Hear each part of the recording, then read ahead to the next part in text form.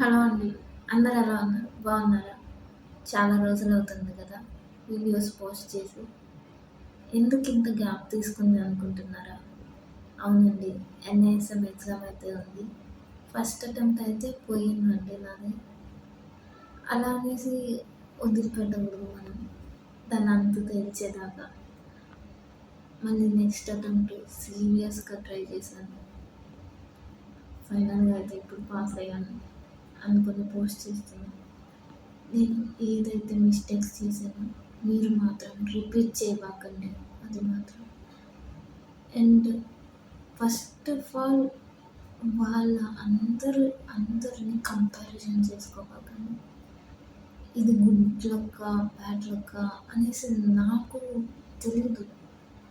నా మీద కాన్ఫిడెన్స్ ఉందో లేదో అనేసి నేను కూడా అనుకోవటం లేదు. దేవుడు లక్ ఇచ్చి నన్ను పాస్ చేశారు. ఏం జరిగిందో నాకైతే తెలియదు. First of all NISM exam అనేది అదొక భూతం అనేసి అనుకోబాకండి. అది కూడా మామూలు ఎగ్జామే. మనం దాన్ని చాలా భయపడి ఓవర్కమ్ చేస్తున్నాం.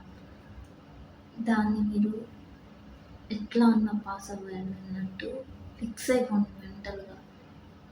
అది అయిపోవాలి అనేసి అనుకోండి. మీ మీద మీరు కాన్ఫిడెన్స్ పెట్టుకోండి. ప్రిపేర్ అయ్యేది ఎలా ప్రిపేర్ అవుతారంటే వీడియోస్, ఈ టెక్ కోర్సులు, ఈ డియో టెక్‌లు ఇవన్నీ ఏమో కానీ పక్కన పెడితే వర్క్ బుక్ బేసిక్ ఇంపార్టెంట్ చేసుకోండి. వర్క్ బుక్ వల్ల మీకు నాలెడ్జ్ వస్తుంది. ఒక స్టోరీ లాగా దాన్ని అంటే మెయిన్ పాయింట్స్ చదవండి. అక్కడ మీకు అండర్‌లైన్ కూడా ఉంటుంది. దాని వరకు చదవండి. అర్థం చేసుకోండి చదివిన దాన్ని. కొంచెం చదివినా ఎంత అర్థమైంది మీకు అన్నది ఇంపార్టెంట్ ఇక్కడ. ఈ వీడియోలో ఎలా ఎలా ప్రిపేర్ అవ్వాలి ఎన్ఐఎస్ఎం ఎగ్జామ్‌కి అనేది చెప్తాను. ఫస్ట్ మీరు రిజిస్టర్ అవుతారు కదా! ఆ లాగిన్ ఐడీలో వర్క్ బుక్ అనేది డౌన్లోడ్ చేసుకోండి. ఆ మెటీరియల్ వచ్చేసరికి 12 చాప్టర్స్ ఉంటాయి. ఆ 12 చాప్టర్స్ ఫస్ట్ టైం చదివేవాళ్ళు అన్నీ చదవండి. ఈ చాప్టర్ ఇంపార్టెంట్, ఈ చాప్టర్ వరకు చూసుకుంటా అనేసి కాదు. మనకి ఒక చాప్టర్లో వచ్చేదో రాదో పక్కన పెడితే మనకి ప్రాబ్లమ్స్ అనేది క్వశ్చన్స్ అనేది ఎట్లా అడుగుతారంటే యాజ్ ఇట్ ఈజ్‌గా మనం చదివిందే రాదు. వాళ్ళు ఎగ్జాంపుల్ బేస్డ్‌గా చెప్తారు. దాన్ని మనం సిమిలర్‌గా చాలా ఆప్షన్స్ ఉంటాయి. అది ఏది పెట్టాలోననేసి కన్‌ఫ్యూజన్ అయిపోతాం. అందుకనే వీడియోస్ అనేసి నేను సజెస్ట్ అయితే చేయటం లేదు. వర్క్ బుక్‌లో మీకు ఎంత అర్థమైందో అది చదవండి. బాగా అర్థం చేసుకోండి క్వెషన్‌ని, ఆన్సర్‌ని. అండ్ చదివింది మీరు నోట్ చేసుకోండి. ఒక బుక్ మెయింటైన్ చేయండి.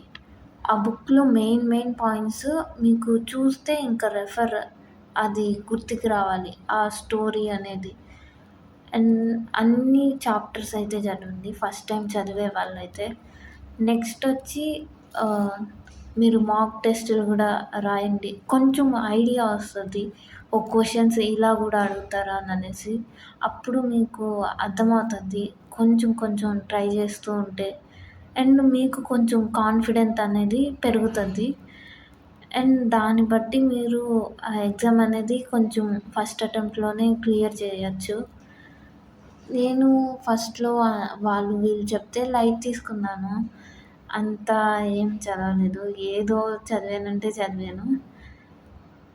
ఇప్పుడైతే నేను సెకండ్ టైమ్ అటెంప్ట్ చేసేటప్పుడు వీడియోస్ అయితే చూడలేదు.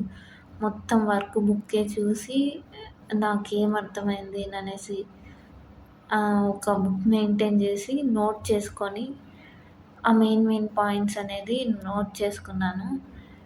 అండ్ అలాగే కొన్ని మాక్ టెస్టులు అయితే రాశాను. ఆ మాక్ టెస్టులు కూడా మీకు గూగుల్‌లో సెర్చ్ చేస్తే వస్తది. ఆ లింక్ కూడా నీకు పెడతాను.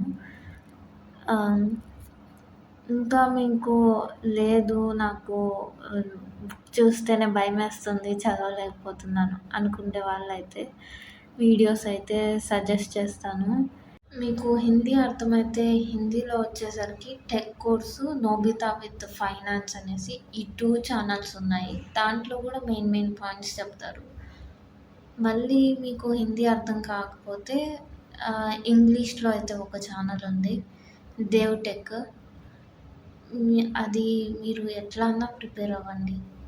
కాకపోతే మీకు ఆ క్వెషన్ అనేది మీకు ఆ కాన్సెప్ట్ అర్థం కావాలి మెయిన్. అప్పుడే మీరు ఆ క్వెషన్‌కి ఆన్సర్ కరెక్ట్‌గా సిమిలర్‌గా ఏది ఆప్షన్ ఇవ్వగలరో అనేసి ఉంటది. టెన్షన్ పడగాకండి మెయిన్ థింగ్ ఎగ్జామ్ రాసేటప్పుడు. అండ్ మీరు ప్రిపేర్ అవ్వండి. ఎలాగన్నా ప్రిపేర్ అవ్వండి. కాకపోతే మీకు కాన్సెప్ట్ అర్థం కావాలి. ఎవరైతే ఫ్యూచర్‌లో రాయబోతున్నారో వాళ్ళు మంచిగా రాసి ప్రశాంతంగా పాస్ అవ్వండి. ఎవరు ఫెయిల్ అవ్వారని ఎవరు కోరుకోరు కదా!